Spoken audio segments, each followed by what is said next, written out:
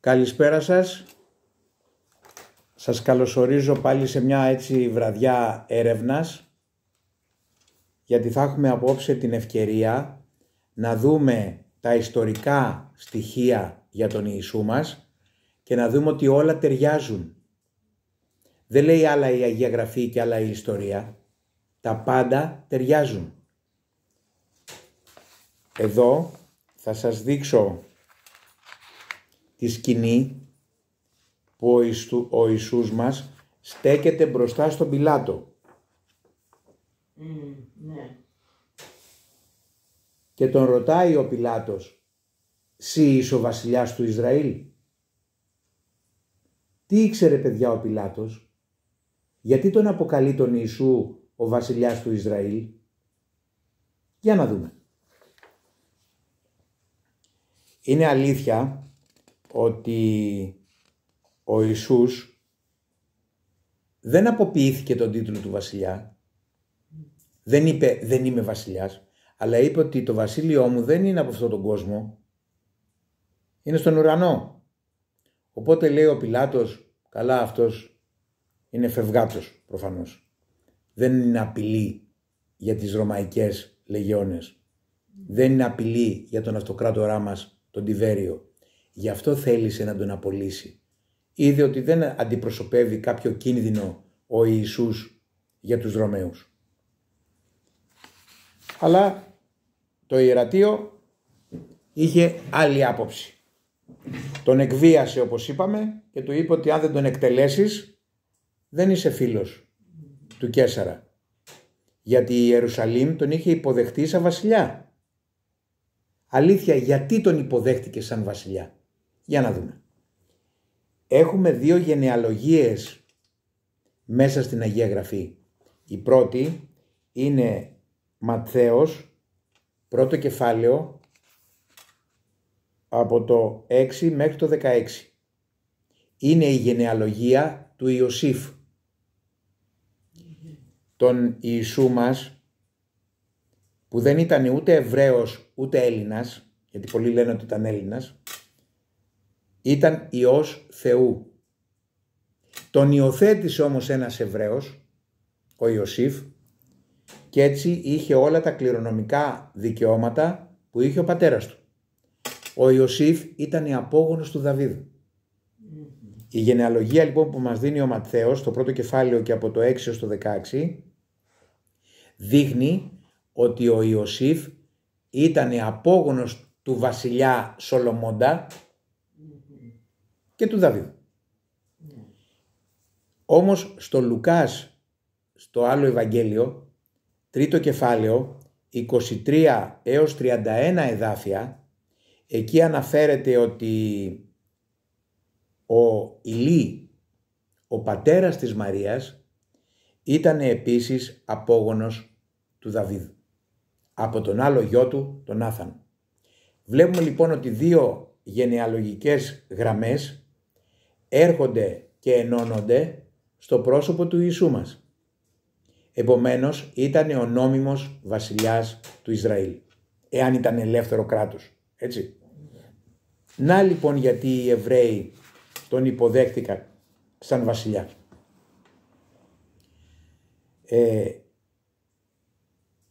Βέβαια ο ρόλος του βασιλιά, εάν έχει την θεία επιδοκιμασία, δεν φτάνει μόνο η καταγωγή, χρειάζεται και η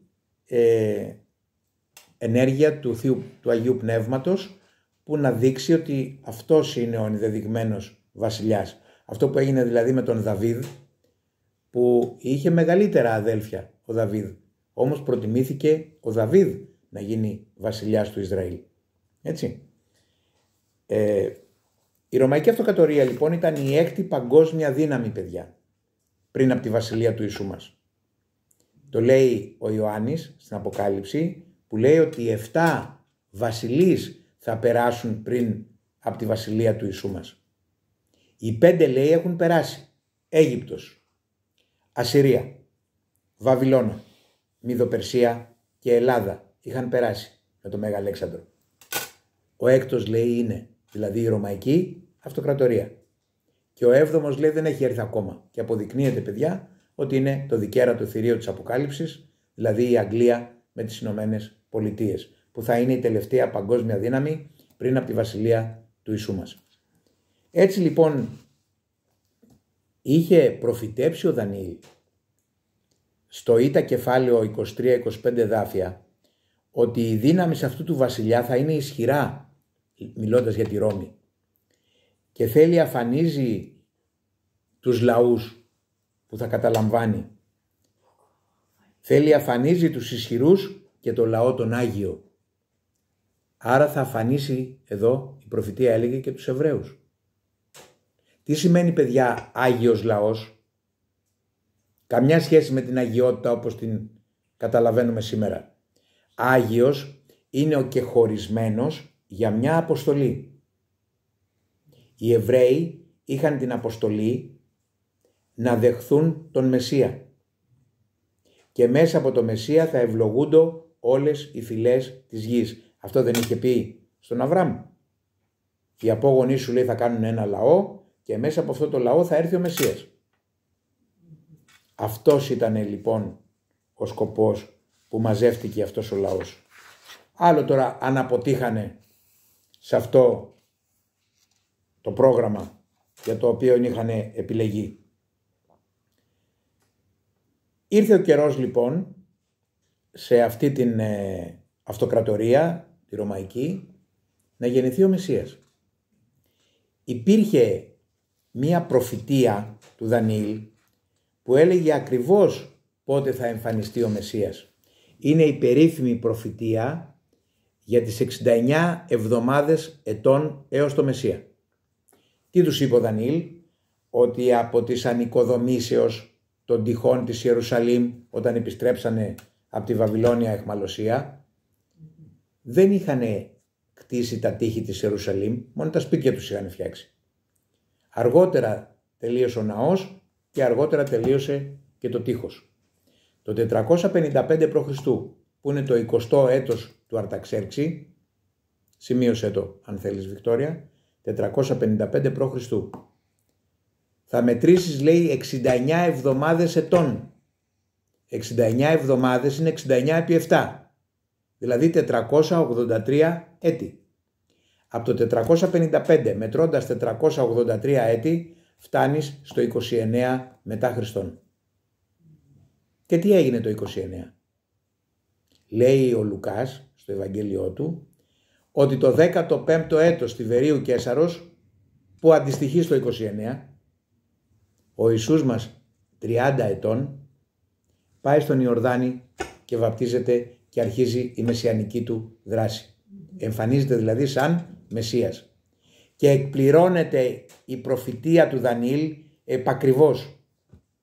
Και με τέτοια προφητεία στα χέρια τους, το εβραϊκό ιερατείο τον απέρριψε. Σου έρχεται τρέλα δηλαδή, κανονική. Άρα λοιπόν ήταν προφητευμένο για το πότε θα εμφανιστεί ο Μεσσίας. Αφού το 29 ήταν 30 ετών, για πάμε 30 χρόνια πίσω να δούμε πότε γεννήθηκε. Γεννήθηκε το 2 π.Χ. Γιατί δεν υπάρχει έτος 0 στη χρονολογία. Γιατί ο Διονύσιος ο Μικρός, που τον έβαλε ο Πάπας της Ρώμης να μετρήσει τη χρονολογία πια από το Χριστό, έβαλε το Χριστό να γεννιέται το 1. Δηλαδή μόλις γεννήθηκε ήταν 1 χρονού. Άλλος φωτισμένος αυτός. Έτσι λοιπόν, μετρώντας τα 30 χρόνια από το 29 πίσω, φτάνουμε στη γέννηση του Ιησού μας, που έγινε Σεπτέμβριο του 2 π.Χ. Πώς ξέρουμε ότι έγινε Σεπτέμβριο? Γιατί είναι η ημερομηνία που έγινε η πρώτη απογραφή, γιατί ο Ιησούς μας γεννήθηκε όταν έγινε η απογραφή του Οκταβιανού Αυγούστου. Ας τη δούμε πότε έγινε, τα ιστορικά στοιχεία. Η απογραφή που αναφέρει ο Λουκάς διετάχθη από τον Αύγουστο Καίσαρα το 3 π.Χ. και ήταν υποχρεωτική για όλους, Ρωμαίους υπηκόους και μη. Πραγματοποιήθηκε προς το τέλος Σεπτεμβρίου του 3 π.Χ. για τους Ρωμαίους, ενώ για τους Εβραίους που το έτος τους άρχιζε 15 Σεπτέμβρη, είχε μπει το 2 π.Χ. Εντάξει. Είναι ο εβραϊκός μήνας Τισρή που ξεκινάει το ημερολόγιό τους, που ξεκινάει 15 Σεπτέμβρη με 14 Οκτώβρη, ο μήνας Τισρή. Τα στοιχεία της απογραφής θα ήταν διαθέσιμα στις 5 Φεβρουαρίου του 2 π.Χ., ημερομηνία κατά την οποία η Σύγκλιτος επρόκειται να απονείμει τον τίτλο Πάτερ Πάτριε στον Οκταβιανό, δηλαδή πατέρας της πατρίδος, επευκαιρία του αργυρού Ιωβιλέου της βασιλείας του. Εξαιτίας της απογραφής αυτής του απενεμήθη επιπλέον ο τίτλος Πάτερ Φαμίλιας Τότιους Ιμπερίη. Παραπέμπω από την Ιδρία, τόμος 9, σελίδα 286, την εγκυκλοπαίδεια. Επίσης, από το άρθρο του Διονύση Σιμόπουλου, του Διευθυντού του Πλανηταρίου Αθηνών, που δυστυχώς δεν τον έχουμε πια ανάμεσά μας, απεβίωσε, αλλά πρόλαβε να κάνει μια υπέροχη μελέτη για τον Ιησού μας, με όλα τα αστρονομικά και ιστορικά δεδομένα να συμφωνούν. Η γέννηση λοιπόν του Ιησού μας πραγματοποιήθηκε στη Βιθλεέμ, όταν ο Ιωσήφ και η Μαρία πήγανε εκεί για να απογραφούν. Έτσι. Άρα τέλη Σεπτεμβρίου του 2 π.Χ. Εδώ επίσης έχουμε μία λίστα με τους Ρωμαίους αυτοκράτορες, με τους Ρωμαίους προκουράτορες επάρχους της Ιουδαίας και επίσης μία λίστα με τους αρχιερείς. Συμφωνούν και οι τρεις προσωπικότητες που μας ενδιαφέρουν. Ο Τιβέριος σαν αυτοκράτορ βασίλεψε από το 14 στο 37. Άρα το 33 που θα δούμε ότι πεθαίνει ο Κύριος μας βασίλευε. Ο Πόντιος Πιλάτος ήταν κυβερνήτης της Ιουδαίας από το 26 έως το 35. Άρα το 33 ήταν ο κυβερνήτης της Ιουδαίας. Ο Καϊάφας σαν αρχιερέας ήταν αρχιερέας του Ισραήλ από το 18 έως το 37. Άρα το 33 ήταν ο αρχιερέας των Εβραίων. Και οι τρεις τους λοιπόν, έτσι, ήταν εν ενεργεία. Όλα τα ιστορικά στοιχεία θα αποδείξουμε ότι συμφωνούν. Επίσης, υπήρχε ο Ρωμαίος επίτροπος στη Συρία που εκείνη την εποχή ήταν ο Quirinios. Αυτός 2 φορές κυβέρνησε από τη Συρία σαν Ρωμαίος επίτροπος. Η μία ήταν από το 3 έως το 1 π.Χ., άρα τότε που γεννήθηκε ο Κύριος, ήταν ο Quirinios έπαρχος στη Συρία. Και επίσης, κατά τη δεύτερη απογραφή που έγινε το 6 μετά Χριστόν, όπως θα δούμε, που κυβέρνησε πάλι από το 6 έως το 7 για 2 χρόνια. Και τις 2 φορές λοιπόν ο Quirinios ήταν ο Ρωμαίος έπαρχος της Συρίας.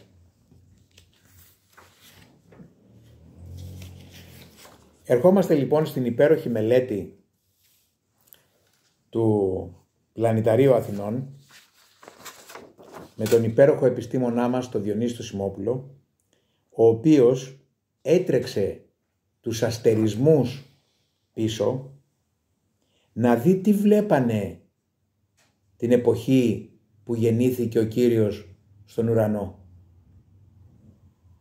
Παιδιά, είναι απίστευτο. Αυτό που λέει η Αποκάλυψη στο 12ο κεφάλαιο, Αποκάλυψη 12, 1-2, 12ο κεφάλαιο, 1 και 2 εδάφια, λέει ότι σημείο μέγα φάνηκε στον ουρανό. Γυναίκα ντυμένη τον ήλιο, με τη σελήνη κάτω από τα πόδια της και έχοντας στέμμα στην κεφαλή της 12 αστέρες, εγκυμονούσε και έκραζε έτοιμη να γεννήσει. Δηλαδή, στον ουρανό υπήρχε ο αστερισμός της Παρθένου, δείτε το.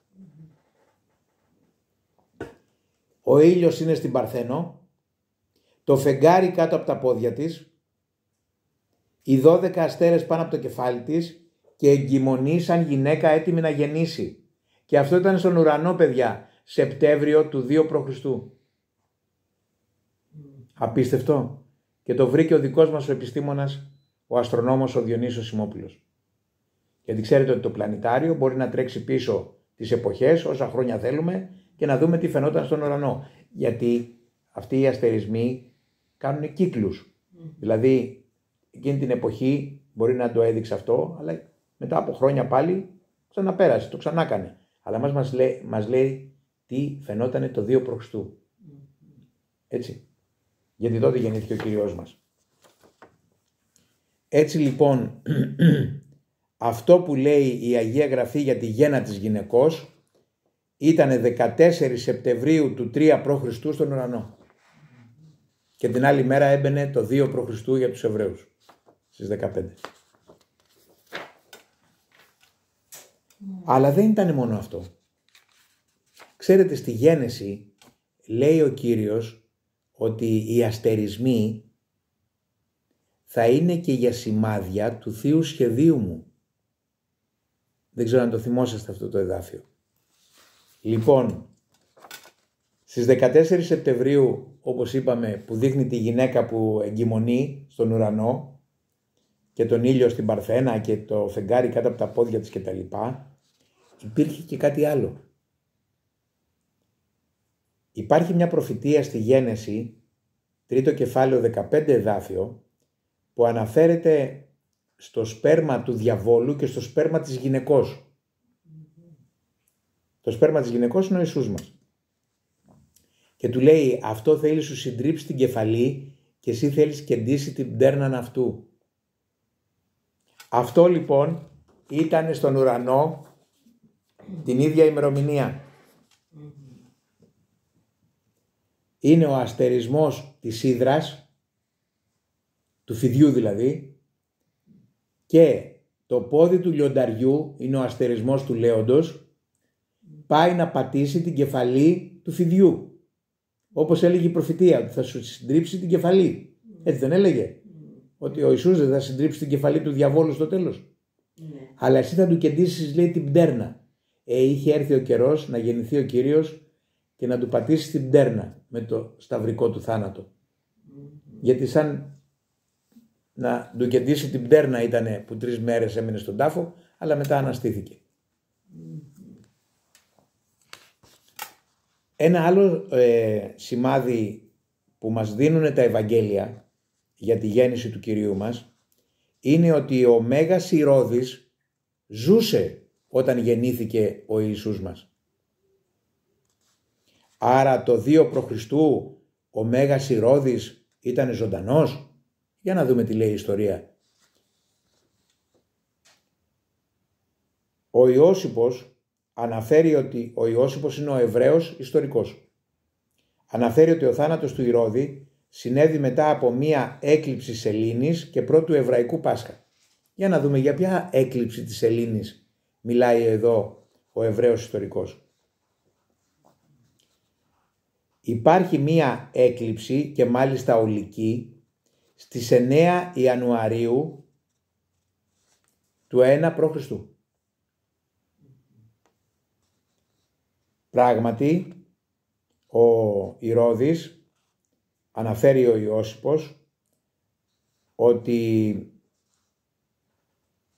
η ναυμαχία στο Άκτιο μεταξύ Οκταβιανού Καίσαρος και Μάρκου Αντωνίου έγινε το Σεπτέμβριο του 31 π.Χ. Αυτό το έτος ήταν το 7ο έτος της βασιλείας του Ηρώδη. Αφού το 31 ήταν το 7ο έτος, άρα το 38 στέφθηκε βασιλιάς ο Μέγας Ηρώδης. Και κυβέρνησε, λέει, 37 έτη. Από το 38 αν αφαιρέσουμε 37 έτη φτάνουμε στο 1. Να και η έκλειψη που γίνεται το 1 π.Χ. Έτσι. Άρα λοιπόν, σύμφωνα με τα ανωτέρω, ο θάνατος του Ηρώδη του Μεγάλου συνέβη και το Φεβρουάριο του έτους 1 π.Χ. μετά την ολική έκλειψη της 9 Ιανουαρίου. Κοιτάξτε πώς ταιριάζουν όλα, αρκεί να έχεις τα δεδομένα. Και ο Διονύσιος Σιμόπουλος τα μάζεψε όλα. Και τον ευχαριστούμε γι' αυτό. Άρα σύμφωνα με τη βίβλο και την ιστορία, το έτος 2 π.Χ. ο Μέγας Ηρώδης ήταν ακόμα εν ζωή. Ήταν ζωντανός. Σύμφωνα με τη μελέτη του Πλανηταρίου Αθηνών, πέθανε το Φεβρουάριο του 1 π.Χ. μετά την ολική έκλειψη της 9 Ιανουαρίου του 1 π.Χ. και πριν το εβραϊκό Πάσχα που εκείνο το έτος γιορτάστηκε 12 Απριλίου. Έτσι λοιπόν τα σημάδια μέχρι στιγμής είναι ότι ο Ιωάννης βάπτισε τον Ιησού μας όταν έγινε 30 ετών το 29 μετά Χριστόν. Από αυτό βγαίνει ότι γεννήθηκε το 2 π.Χ. Είδαμε την προφητεία ότι πραγματικά το 29 η προφητεία του Δανιήλ έλεγε ότι θα εμφανιστεί ο Μεσσίας. Όλα λοιπόν ταιριάζουν.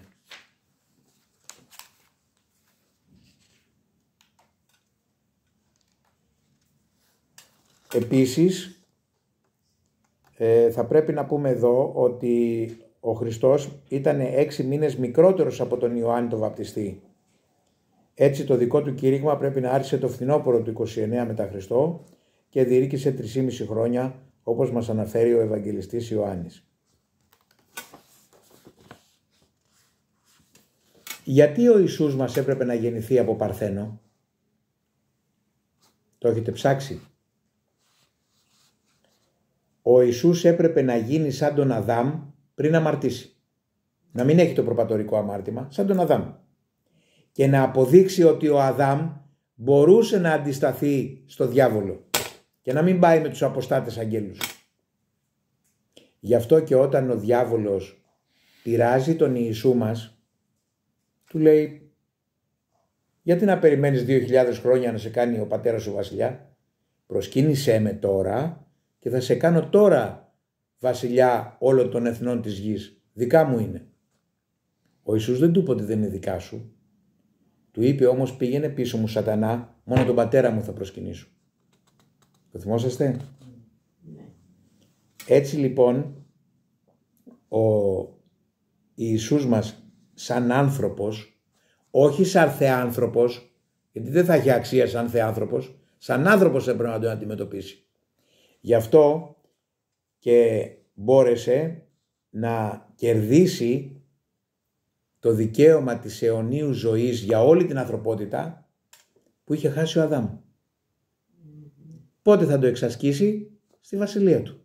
Όταν θα ξεκινήσει η βασιλεία του επί της γης, θα πάψουμε να γερνάμε και να πεθαίνουμε. Αμήν. Βλέπουμε λοιπόν ότι τα πάντα ήταν προδιαγεγραμμένα. Το σχέδιο του Θεού μας, όταν έκανε αυτή τη βλακεία ο Αδάμ και πήγε με τους αποστάτες αγγέλους, ήταν μέσω του Υιού του αγαπημένου, του Ιησού μας, να ξανακερδίσει η ανθρωπότητα την αιώνια ζωή που είχε χάσει ο Αδάμ. Και ο Ιησούς μας την κέρδισε. Πάμε τώρα να δούμε ποιοι ήταν οι μάγοι. Ένα θέμα που μπερδεύει πολύ κόσμο. Ο όρος μάγκη είναι χαλδαϊκός και περιγράφει τους αστρολόγους αστρονόμους, γιατί τότε αυτές οι δύο επιστήμες ήταν μία. Σοφούς που ήταν οι ιερείς των Χαλδαίων Βαβυλωνίων.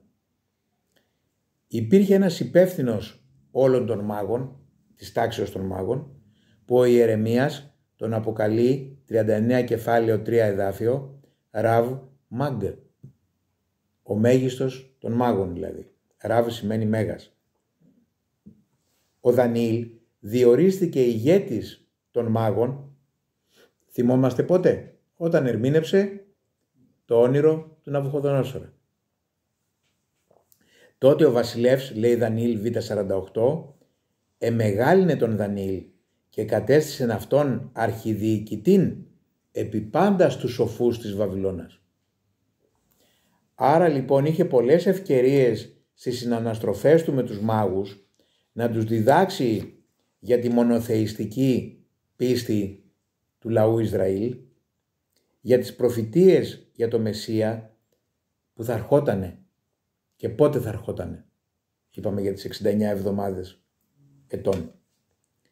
Αν και ήταν μηθραϊστές, πίστευαν στο Μήθρα, οι μάγοι έλαβαν σοβαρά υπόψη τους τις προφητείες του Δανιήλ, θεωρώντας ότι προέρχονται από τους θεούς του ουρανού. Γνώριζαν ότι στο σύμπαν διεξάγεται ένας πόλεμος ανάμεσα στο καλό και στο κακό. Και αυτό είναι σωστό, παιδιά. Υπάρχει μία σύγκρουση δύο συμπαντικών παρατάξεων. Απ' τη μια είναι ο Θεός, ο Ιεχωβά και ο Ιησούς μας, και απ' την άλλη είναι ο Εωσφόρος και το 1/3 των αγγέλων που έχει πάει μαζί του. Αυτή η σύγκρουση έχει μεταφερθεί και στον πλανήτη Γη. Έτσι. Οι μάγοι λοιπόν περίμεναν την εκπλήρωση της προφητείας του Δανιήλ για τον ερχομό του Μεσσία. Πιστεύοντας βέβαια ότι είναι ο ξαναγεννημένος Μήθρας. Αυτοί πιστεύανε στο Μήθρα. Ο ιερός λυτρωτής θα κατεβεί στη γη και θα γεννηθεί με τη μορφή ανθρώπου. Ο Μέγας Βασιλιάς θα γεννηθεί μέσα σε μια σπηλιά όταν το αστέρι του θα εμφανιστεί στον ουρανό. Αυτά πιστεύανε και περιμένανε.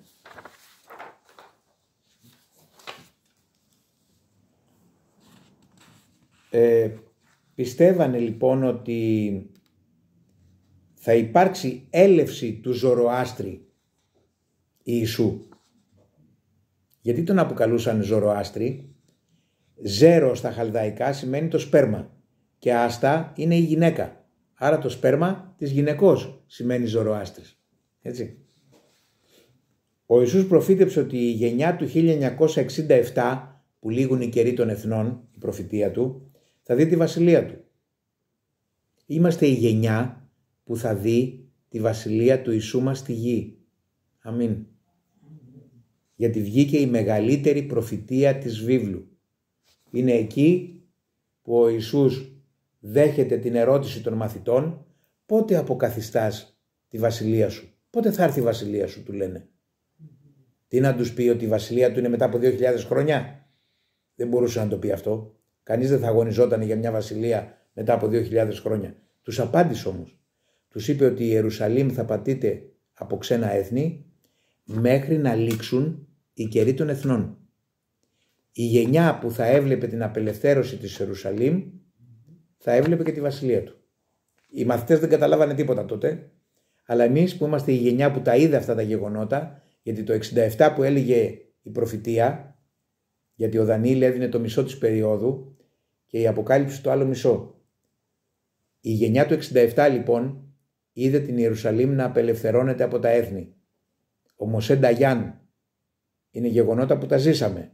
Με τον πόλεμο των 6 ημερών ξαναπήρε την Ιερουσαλήμ εκπληρώνοντας τη μεγαλύτερη προφητεία της βίβλου. 2.550 χρόνια προφητεία από την πρώτη κατάκτηση της Ιερουσαλήμ από τους Βαβυλωνίους. Έτσι λοιπόν, παιδιά, βλέπουμε ότι τα πάντα έρχονται και μπαίνουν σε μία σειρά εκπλήρωσης που ο προφητικός λόγος της βίβλου έχει προείπει ότι θα γίνει. Και γίνεται. Ας δούμε τώρα τους μάγους λοιπόν.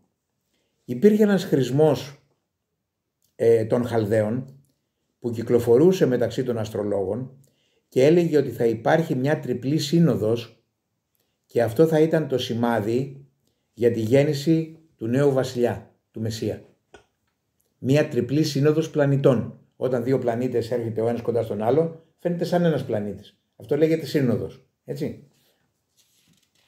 Είδαμε λοιπόν ότι 14 Σεπτεμβρίου του 3 π.Χ. ήταν η πρώτη σύζευξη του Δία και του Βασιλίσκου. Είναι στα πόδια του Λέοντος ο Βασιλίσκος, που θεωρούσαν οι Εβραίοι ότι είναι ο πλανήτης του βασιλιά του Ισραήλ. Έτσι λοιπόν η πρώτη σύνοδος 14 Σεπτεμβρίου του 3 π.Χ. Η δεύτερη σύνοδος, πάλι Δία και Βασιλίσκου, έγινε 17 Φεβρουαρίου του 2 π.Χ. Έτσι. Και η τρίτη σύζευξη έγινε 8 Μαΐου του 2 π.Χ. Ο Ιησούς μας είχε γεννηθεί από το Σεπτέμβριο. Είχε φτάσει πια Μάιος. Έτσι. Τότε λοιπόν η τριπλή σύνοδος που περιμέναν οι μάγοι εκπληρώθηκε. Το Μάιο του 2 π.Χ.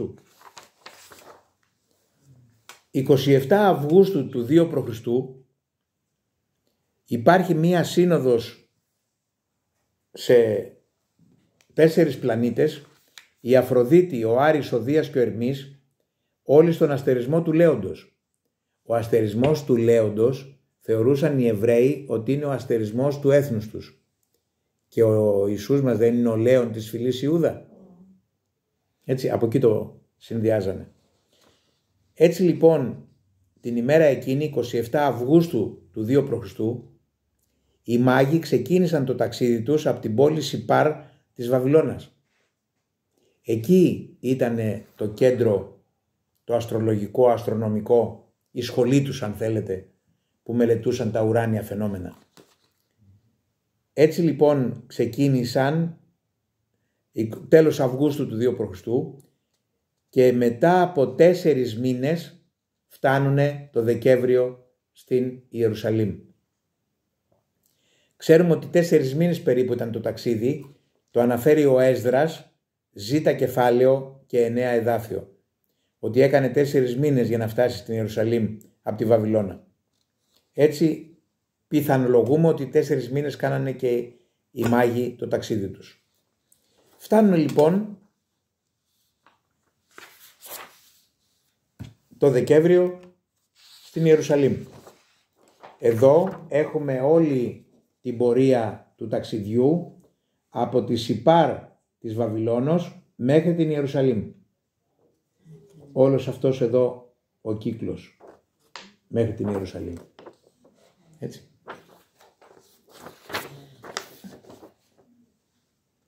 Κάθε μέρα του τετράμινου ταξιδιού τους οι μάγοι παρατηρούσαν τον Δία, τον πλανήτη.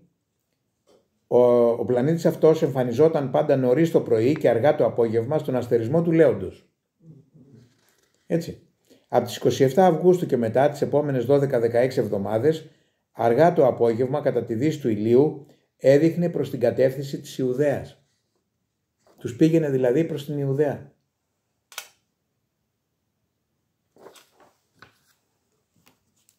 Ματθαίος Β9. Ιδού ο αστέρας τον οποίον είδον εν τη Ανατολή, προεπορεύεται αυτόν, εωσού ελθόν εστάθη επάνω που ήτο το πεδίον. Και ελθόντες στην οικίαν, έβρον το πεδίο με τα Μαρίας της μητρός αυτού και πεσόντες προσεκίνησαν αυτό. Οι μάγοι παιδιά φτάνουνε 25 Δεκεμβρίου στον Ηρώδη, προγραμματισμένα. 25 Δεκεμβρίου είναι η γέννηση του Μήθρα. Πιστεύανε ότι ο Ιησούς είναι ο ξαναγεννημένος Μήθρας. Γι' αυτό 25 Δεκεμβρίου πήγανε στην Ιερουσαλήμ. Συναντούνε τον Ηρώδη και του ζητάνε πού είναι ο καινούριος βασιλιάς. Τρελαίνουν το Ηρώδης. Και ποιος βασιλιάς, δεν περιμένουμε λέει κανένα βασιλιά. Εδώ λέει ότι έρχεται ο Μεσσίας, του λένε οι μάγοι. Καλεί τους Εβραίους ιερείς, λέει τι λένε τούτοι εδώ. Οι οποίοι είναι αστρονόμοι, θα τους πάρουμε σοβαρά, λέει, δεν μπορεί να λένε πράγματα τυχαία. Ανοίγουν τη γραφή οι ιερείς και λένε στον Ηρώδη ότι αναφέρεται ότι ο Μεσσίας θα γεννηθεί στη Βιθλεέμ. Τρελαίνεται ο Ηρώδης και σου λέει θα εμφανιστεί αυτός σαν βασιλιάς και θα μου πάρει το θρονό. Και μόλις φεύγουνε οι μάγοι να πάνε στη Βιθλεέμ να δούνε τον Ιησού, που ήταν παιδάκι τότε, ήταν 1 έτους και 3 μηνών. Έτσι, από το Σεπτέμβριο του 2 μέχρι το Δεκέμβριο του 1 π.Χ. έχουμε 1 έτος και 3 μήνες. Να γιατί ο Ηρώδης λέει από 2 χρονών και κάτω σκοτώστε τα μωρά που γεννηθήκανε. Γιατί ήταν 1 έτους και 3 μηνών ο Κύριος μας. Και ήταν δίπλα στη μαμά του όταν βγήκε στην πόρτα για να υποδεχθεί τους μάγους. Άρα οι μάγοι δεν πήγανε στη Φάτνη τη βραδιά της γέννησης, πήγανε 1 έτος και 3 μήνες αργότερα και το βρήκανε σε σπίτι τον Ιησού. Εντάξει, για να βάλουμε τα πράγματα στη θέση τους. Ας δούμε τώρα όμως σε μια άλλη παράμετρος που έχει απασχολήσει τους ειδικούς, θα έλεγα. Μέσα στην Αγία Γραφή υπάρχει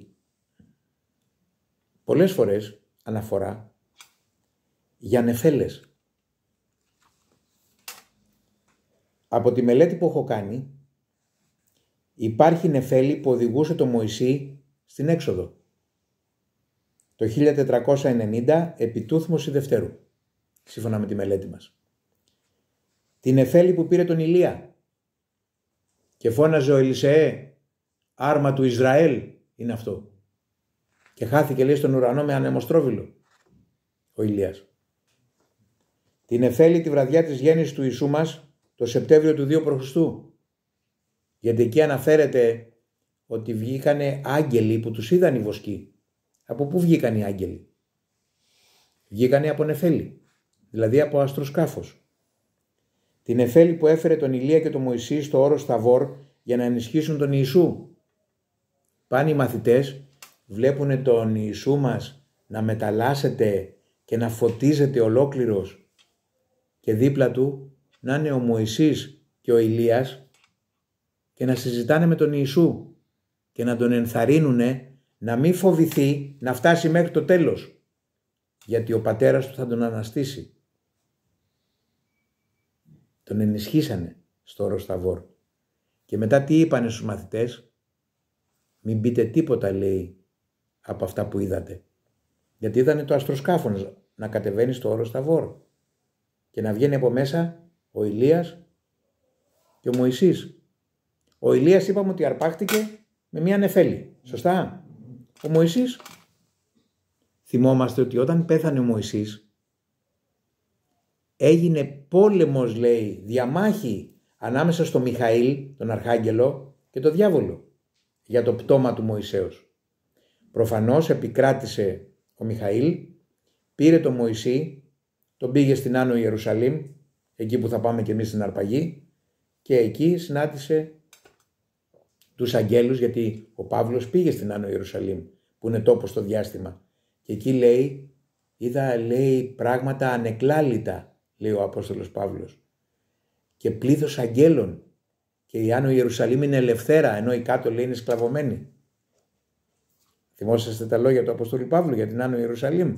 Από εκεί λοιπόν έρχεται αυτό το αστροσκάφος στο όρος Θαβόρ και μεταφέρει το Μωυσή, που τώρα πια του δίνει πνευματικό σώμα και τον αφήνει στην Άνω Ιερουσαλήμ προφανώς, και από εκεί έρχεται με τον Ηλία και συναντούν τον Ιησού να τον ενθαρρύνουνε εν ώψη του μαρτυρικού του θανάτου. Επίσης την νεφέλη του Ιησού όταν έφυγε από τη γη, και νεφέλη υπέλαβεν αυτόν, έτσι λέει το εδάφιο. Ονομάστηκαν νεφέλες γιατί συνήθως ένα σύννεφο κάλυπτε το αστροσκάφος. Το βρήκα, παιδιά, και σας το παρουσιάζω. Το αστροσκάφος καλύπτεται από σύννεφο. Γι' αυτό αποκαλείται νεφέλη. Σε πολύ πρώιμο χρόνο, για να δείτε ότι, παιδιά, στο Λόγο του Θεού αναφέρονται τα πάντα. Λέει τα πάντα ο Λόγος του Θεού. Στο βιβλίο του Ιώβ υπάρχει μια αναφορά στον Λεβιάθαν. Εάν ρωτήσουμε 1000 χριστιανούς τι ήταν ο Λεβιάθαν, θα σου πει ο κροκόδιλος, ο θαλάσσιος λέων. Ήταν αυτό. Υπάρχουν 3 εδάφια στον Ιώβ που σου λέει τι είναι ο Λεβιάθαν. Όλα τα υπόλοιπα εδάφια είναι για να σου κρύψουν την πληροφορία. Απίστευτο. Αυτά που λέμε ότι έκανε το εβραϊκό ιερατείο, έβαλε το χεράκι του που δεν ήθελε την πληροφορία να βγει. Γιατί αυτά τα 3 εδάφια πρέπει να είναι από το Μωυσή. Γιατί το Μωυσή τον οδηγούσε νεφέλη. Για ακούστε τι λέει λοιπόν. Το σχήμα, λέει, του Λεβιάθαν είναι 2 ασπίδες ενωμένες. Μία από πάνω και μία από κάτω. Τι σχήμα σας δίνουνε, παιδιά, 2 ασπίδες ενωμένες? Υπταμένου δίσκου. Σωστά. Το δεύτερο εδάφιο. Όταν φεύγει αφήνει πίσω του πορεία φωτεινή. Βλέπεις φωτεινή πορεία. Πορεία με φως δηλαδή. Και το τελευταίο εδάφιο βλέπει τα πάντα από ψηλά. Είναι ο κροκόδιλος. Καταλαβαίνετε τι έχει κάνει το βρωμοϊερατείο, το εβραϊκό. Συγκάλυψε πληροφορίες που πρέπει να γνωρίζουμε. Δεν μπορεί όλο το κεφάλαιο να σου λέει για τον θαλάσσιο λέοντα και για τον κροκόδιλο και να κρύβει αυτά τα 3 εδάφια, τα οποία υπάρχουν μέσα βέβαια. Είναι, σημειώστε, κεφάλαιο 1α του Ιώβ, το 1,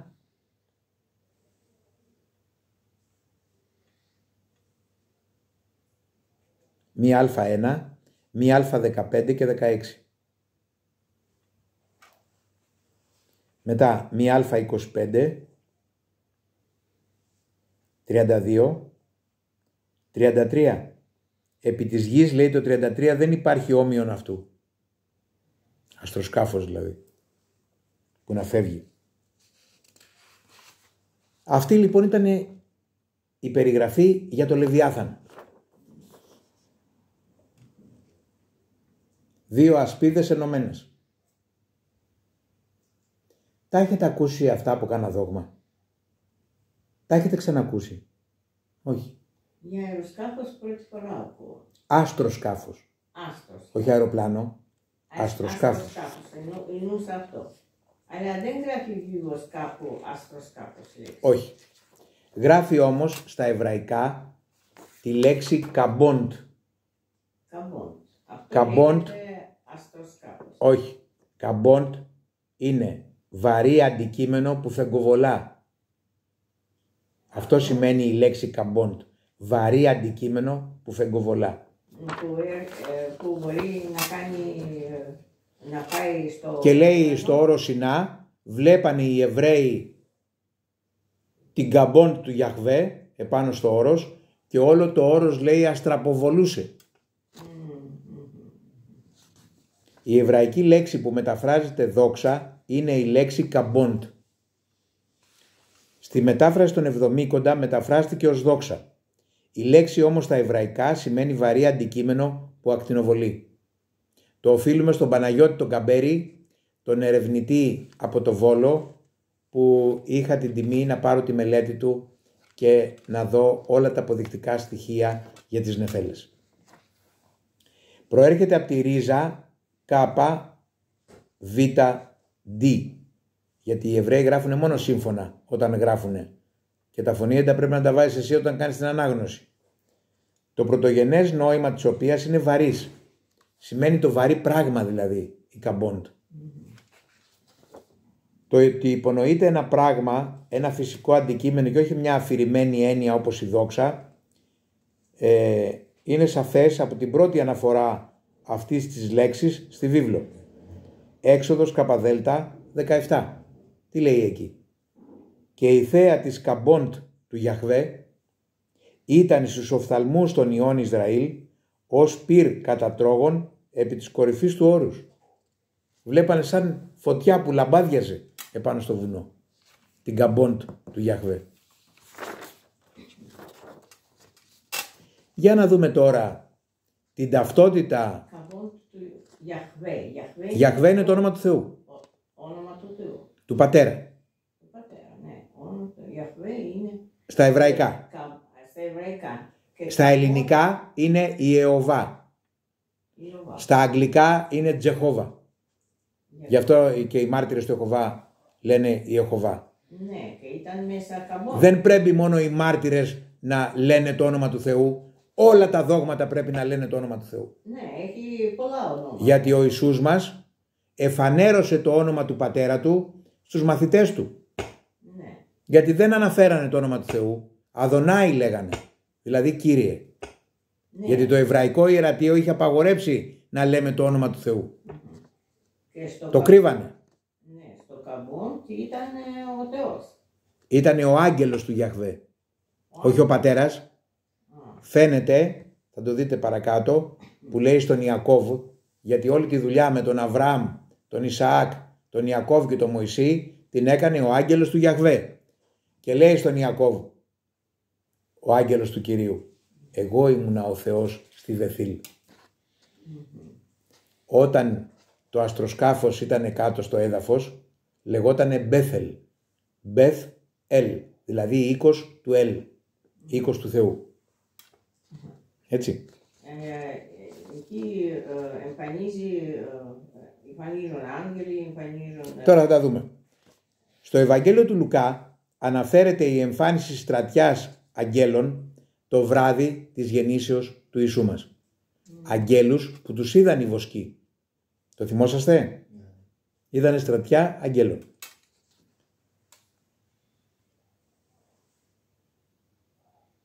Λοιπόν, στο Λουκά Β 9:14 αναφέρεται «Και ιδού άγγελος Κυρίου εξέφνησε φάνη και δόξα Κυρίου», δηλαδή η Καμπόντ, έλαψε περί αυτούς και εξέφνης μετά του αγγέλου εφάνει πλήθος στρατιάς αγγέλων. Από πού βγήκαν αυτοί οι άγγελοι? Από την Καμπόντ. Η ταυτότητα του αστέρος στην επίσκεψη των μάγων. Εδώ έχουμε Καμπόντ που είναι της γιαχθικής τάξεως, δηλαδή από την πλευρά του Θεού. Όταν όμως οι μάγοι πηγαίνανε προς την Ιερουσαλήμ, μπροστά τους πήγαινε κάτι που τους οδηγούσε πέρα από τη σύνοδο των πλανητών. Για Καμπόντ γράφει... Αυτή λοιπόν πρέπει να ήταν Καμπόντ της εωσφορικής τάξεως, του διαβόλου δηλαδή, γιατί και οι δύο παρατάξεις έχουν τέτοια αστροσκάφη. Οδήγησε τους μάγους στον Ηρώδη. Εδώ βάζουμε το μυαλό μας λίγο να λειτουργήσει. Θα πήγαινε Καμπόντ του Γιαχβέ τους μάγους που ήταν μηθραϊστές στον Ηρώδη για να του αποκαλύψουν ότι γεννήθηκε ο Μεσσίας και να ζητήσει το θάνατό του? Αλίμονο. Άρα ήταν Καμπόντ του διαβόλου αυτό που οδήγησε τους μάγους. Έτσι. Για τη συνεπία αυτής της πληροφορίας ήταν η θανάτωση των νηπίων από 2 ετών και κάτω που έκανε ο Ηρώδης για να σκοτώσει τον Ιησού μας. Κανένα όχημα του Θεού δεν θα οδηγούσε μηθραϊστές αστρολόγους. Έτσι. Ρεχεύ Εσ. Έχουμε ακόμη τη Ρεχεύ Εσ, τροχός πυρός, που μετέφερε τον προφήτη Ηλία στους ουρανούς. Ρεχεύ Εσ είναι το εβραϊκό. Έτσι.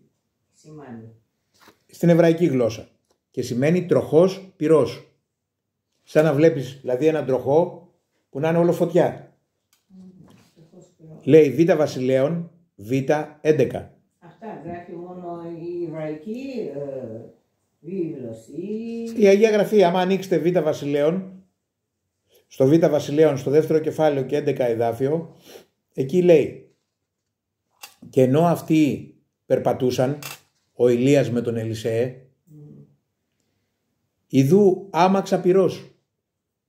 Είδανε κάτι να έρχεται από τον ουρανό, σαν να είναι φωτιά που κατεβαίνει. Και ανέβη ο Ηλίας με ανεμοστρόβιλον εις τον ουρανό. Δηλαδή κατέβηκε, πήρε τον Ηλία και ξανά φύγε. Το 12 εδάφιο λοιπόν, ο Ελισεέ έβλεπε και φώναζε: πάτερ μου, άμαξα του Ισραήλ. Ο Ελισεέ δεν τον πήρε, έμεινε κάτω. Και φώναζε: άμαξα του Ισραήλ είναι αυτή, λέει. Του Θεού του Ισραήλ δηλαδή. Μπέθελ είπαμε ότι όταν το όχημα ήταν σταθμευμένο στο έδαφος, τότε λεγόταν Μπεθ Ελ, δηλαδή οίκος του Ελ.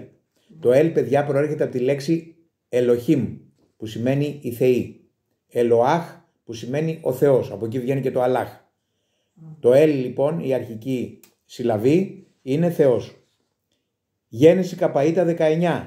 Και εκάλεσε ο Ιακώβ τον τόπο εκείνο Βεθήλ, Μπέθελ δηλαδή. Γένεση Λαμδα Α 11 και 13 είναι αυτό που σας είπα.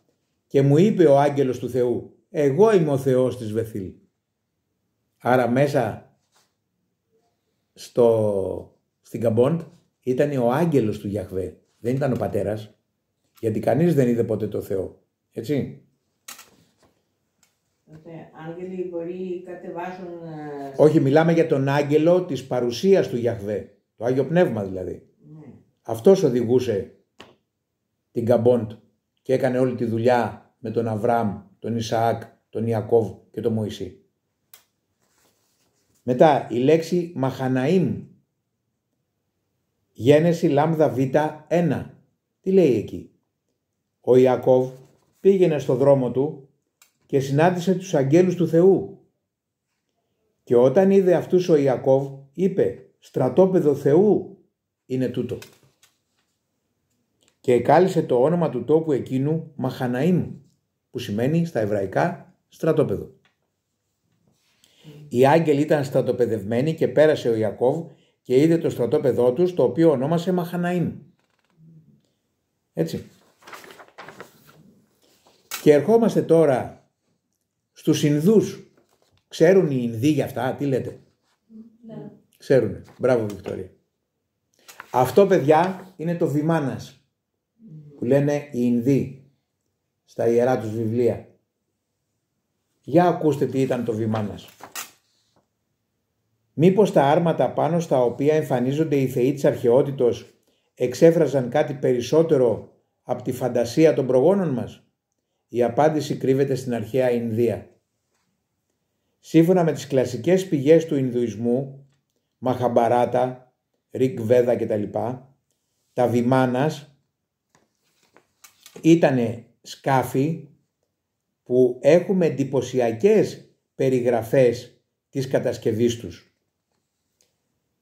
Ασφαλώς οι αναφορές για πτήσεις στην αρχαιότητα δεν υπάρχουν μόνο στη μυθολογία των Ινδών. Θα δούμε ότι υπάρχουν και στις άλλες μυθολογίες για φωτεινά άρματα, όπως οι Φίνικες, οι Ασσύριοι, οι Βαβυλώνοι, οι Αιγύπτιοι, που αναφέρονται σε αυτά τα σκάφη.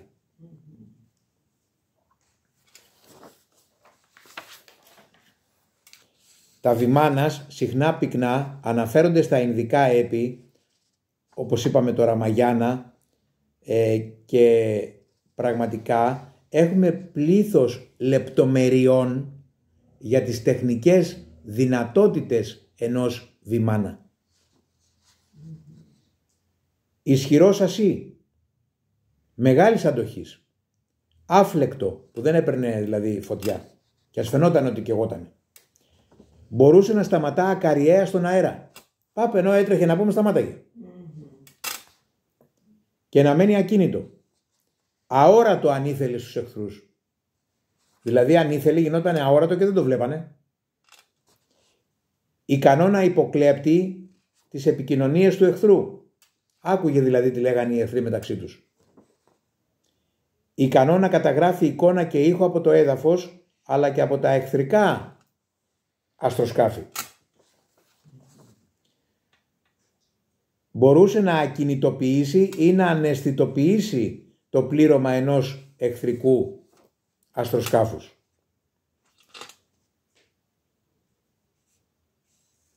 Ήτανε κατασκευασμένα από πανάλαφρα κράματα.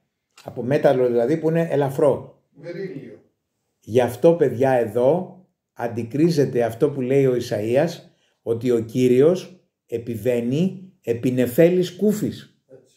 Τι σημαίνει κούφης? Ελαφράς. Να το λένε και οι Ινδοί. Αυτό το σκάφος ήταν ελαφρό. Γι' αυτό μπορούσε να μετακινείται πάνω κάτω δεξιά αριστερά. Δεν έστριβε λέει, αλλά πήγαινε πάνω κάτω δεξιά αριστερά απότομα.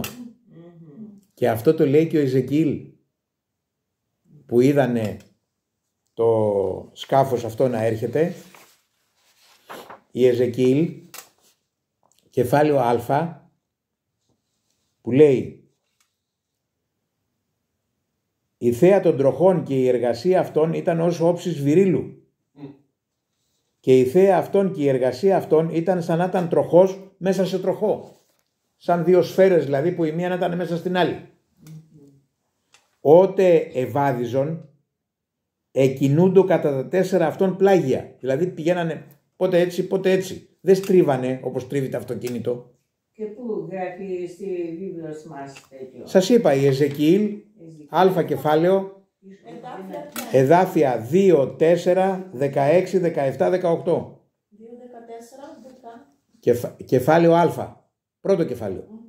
Εδάφια 2, 4, 16, 17, 18, 26, 27 και τα αναφέρει όλα αυτά. Όλο το κεφάλαιο διάβασε και το καταλάβεις. Έτσι παιδιά, είναι το βιβλίο του Ιεσεκήλ που αναφέρει για αυτό που πήρε τον Ηλία.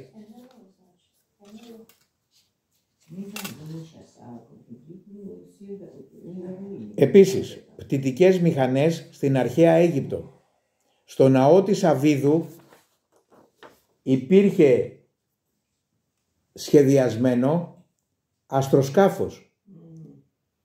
Υπήρχε σχεδιασμένο άτια. Το βλέπετε με το βέλος εδώ. Και πάνω βλέπω αστροσκάφος.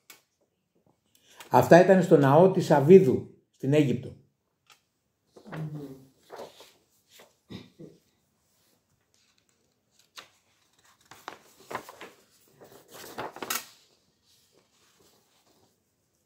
Φωτεινό αντικείμενο των Ελοχήμ στα ύψη. Κατά συνέπεια και η γνωστή φράση «Καμπόντ λε Ελοχήμ μπε μερομίμ» στα εβραϊκά, που σημαίνει «δόξα εν υψίστης Θεό», με αυτή την έννοια που είπαμε ότι είναι βαρύ αντικείμενο που φεγκουβολά, σημαίνει φωτεινό βαρύ αντικείμενο των Ελοχήμ στα ύψη. Αν το δούμε με την άλλη ερμηνεία της λέξης «καμπόντ».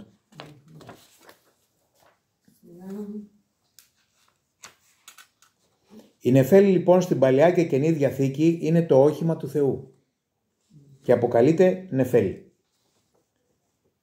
Στο πρωτοευαγγέλιο του Ιακώβου υπάρχουν και τα απόκριφα Ευαγγέλια, παιδιά, που εκεί μπορούμε να πάρουμε κάποιες ιστορικές πληροφορίες εφόσον ταιριάζουν με τη βιβλική αφήγηση.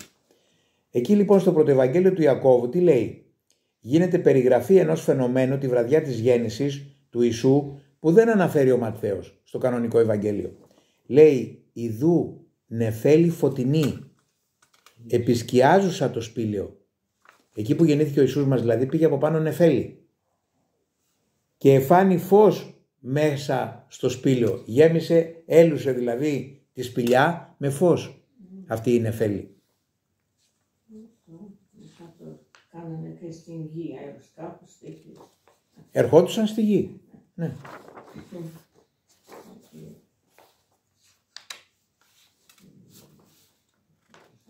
Επίσης μπορούμε να πούμε εδώ ότι στην ελληνική μυθολογία υπάρχουν αναφορές για νεφέλες.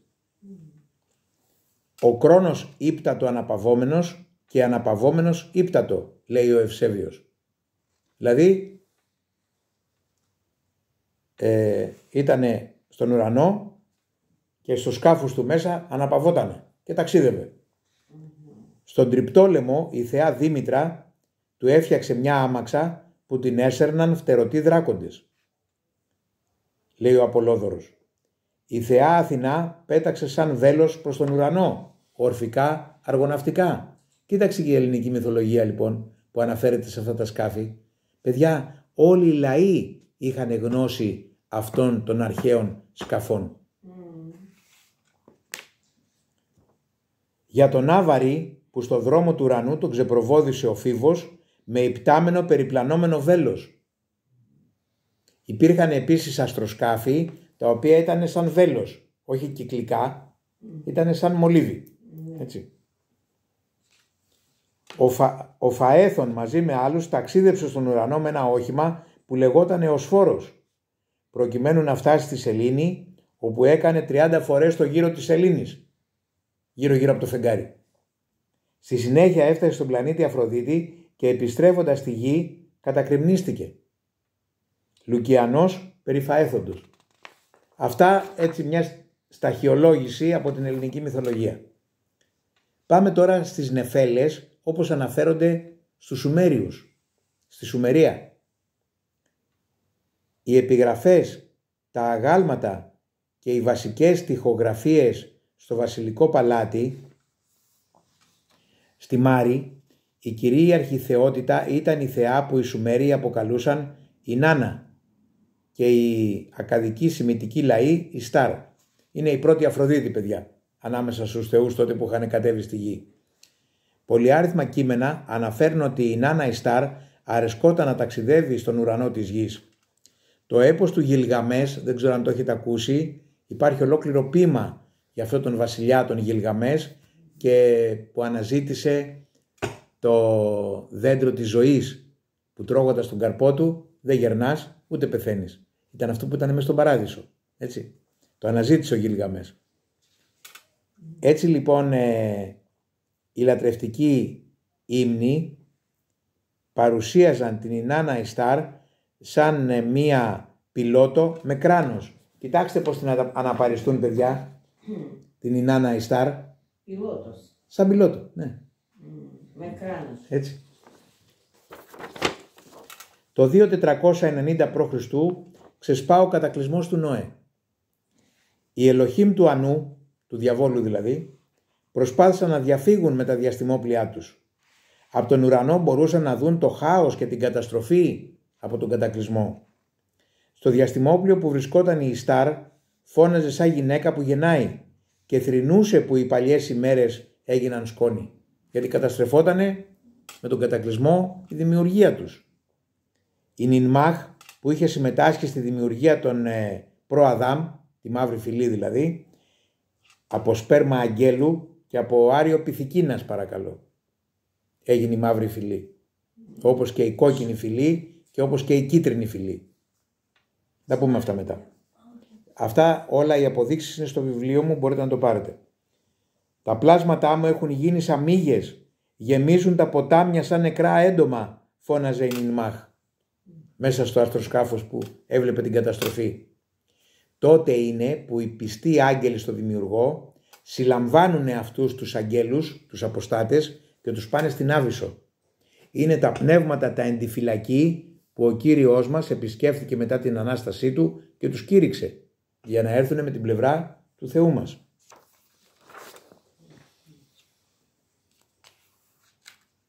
Έτσι λοιπόν βλέπουμε ότι υπάρχει πλήρη ταύτιση όλης αυτής της γραμματείας από όλους τους λαούς της γης για αυτά τα αστροσκάφη που αναφέρει και η βίβλος με το όνομα Νεφέλες. Εδώ θα έλεγα να τελειώσουμε αυτό το κύκλο που είδαμε, γιατί την επόμενη Κυριακή θα αναφερθούμε στη σύλληψη του Ιησού μας, για ποιο λόγο τον συνέλαβε ο Πιλάτος, πώς οι μαθητές άκουσαν ότι αναστήθηκε και δεν πίστεψαν. Πήγαν οι γυναίκες και τους είπαν ότι είδαμε τον Ιησού αναστημένο. Και αυτοί τι είπανε? Αυτά είναι, λέει, φλιαρίες γυναικών. Όταν τον είδανε αναστημένο πιστέψανε. Το θυμάσαι? Στην αρχή οι μαθητές δεν πίστεψαν ότι αναστήθηκε ο Κύριος. Άρα, παιδιά, δεν ήταν ευκολόπιστοι. Το ψάξανε. Και βλέπουμε ότι στο τέλος δώσανε και τη ζωή τους, επειδή πίστηκαν ότι ο Ιησούς αναστήθηκε. Εδώ λοιπόν να σας ευχαριστήσω για αυτή την υπέροχη πληροφορία που μαζέψαμε και αποδώσαμε απόψε με την ομιλία μας. Και τώρα όποιος θέλει να κάνει κάποιο ερώτημα, ευχαρίστως να τον ακούσουμε. Ερώτηση, απορία. Ναι. Στον τρίτο υπερβατικό κόσμο που ανεβήκανε. Που λέει για την Άνω Ιερουσαλήμ ότι είναι στον τρίτο ουρανό. Και ο Ηλίας και όλοι. Ναι. Με τι οξυγόνο πήγανε, αφού τα αέρια σταματάνε στα 180 χιλιόμετρα και σταματάει ο φυσικός. Ναι, αλλά μέσα αυτό το σκάφος δεν ξέρεις τι εξοπλισμό έχει. Αναπνέανε μέσα από το σκάφος, δεν είναι? Ναι, μετά που φτάσαν στον προορισμό τους. Εκεί πρέπει να είναι οι συνθήκες που έχει και η γη μας. Λογικά. Άρα μια δεύτερη γη. Μπράβο. Και είναι πολύ κοντύτερα από τον τόπο του Θεού. Γιατί ο τόπος του Θεού έρχεται από πολύ μακριά. Λένε οι ψαλμοί, ναι, λένε οι ψαλμοί ότι έρχεται από γης μακράς ο Κύριος και τα όπλα της αγανακτήσεως αυτού. Ενώ η Άνω Ιερουσαλήμ είναι κοντά μας. Είναι ενδιάμεσος σταθμός λοιπόν. Άλλος που θέλει να ρωτήσει κάτι. Είπες για τον Ιωβά ότι είναι στα ελληνικά. Η μετάφραση Βάμβα Κύριος. αποδίδει το Γιαχβέ σαν Ιεωβά. Ναι, Ιωβά όμως είναι ελληνική λέξη. Είναι αυτός που κάνει να γίνει, αυτό σημαίνει το όνομα του Θεού. Αυτός που φέρνει σε ύπαρξη ό,τι υπάρχει. Και το μεταφράζουμε σαν Κύριος το Ιωβά. Όχι, το εβραϊκό ιερατείο δεν ήθελε να λέει το όνομα του Θεού, για να μην το πάρουμε λέει επί Ματέο. Και λέγανε Αδωνάη. Ο Κώστας λέει για τη γραφή που λέει Ιωβά Ιρέ, που σημαίνει ο Κύριος είναι ισχύς. Α, μπράβο, ναι. Αυτό. Ναι, αλλά Ιωβά. Στη μετάφραση είναι η Ιωβά. Ναι. Έτσι, στα εβραϊκά είναι Γιαχβέ. Τζεχόβα. Ναι, στα Ιωβά είναι ελληνική λέξη. Ναι, στα ελληνικά είναι η Ιωβά. Ιωβά. Υπάρχει η λέξη Ιωβά στα ελληνικά. Γιατί δεν υπάρχει ο Σφόρος, δεν υπάρχει, ξέρω εγώ, Ναι, σωστός, ναι. άλλες λέξεις που είναι γνωστές σαν Όπως και η βιβλικές. Ιησούς δεν υπάρχει. Το όνομα του Χριστού είναι Εμμανουήλ, ο Θεός με θυμών. Στα εβραϊκά το Ιησούς είναι Γεχοσούα Έτσι. Γιεσούα. Ιεσούα. και σημαίνει ο Γιαχβέ σώζει. Ναι, βέβαια. Επίσης, αλληλούια που λέμε, είναι από την εβραϊκή λέξη Αλληλούια. αλληλούγιαχ, που σημαίνει ενείται τον Γιάχ. Ανείτε το Γεια. Το Γιαχβέ. Έτσι. Λοιπόν, παιδιά σας ευχαριστώ. Αλληλούια. Θα σας πει τώρα, πες τι σημαίνει αλληλούια. Ξανά. Αλλή